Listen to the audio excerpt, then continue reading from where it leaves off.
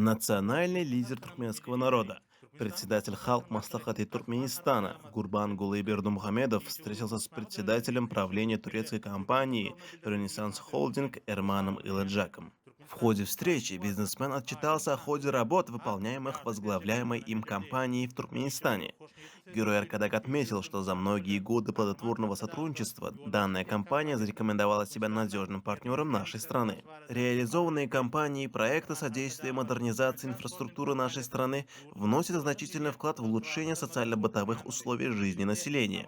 Отметив, что высокое качество строительных работ, выполняемых Renaissance Holding, используемые ею передовые технологии и инновационные решения, соответствуют мировым стандартам, герой Аркадак выразил уверенность, что совместная деятельность будет способствовать дальнейшему обоюдовыгодному сотрудничеству. В ходе обмена мнениями о нынешнем состоянии партнерства и перспективах его расширения, герой Аркадак подтвердил готовность Туркменистана к развитию взаимодействия с компаниями, обладающими большим производственным потенциалом, в том числе с Renaissance Holding.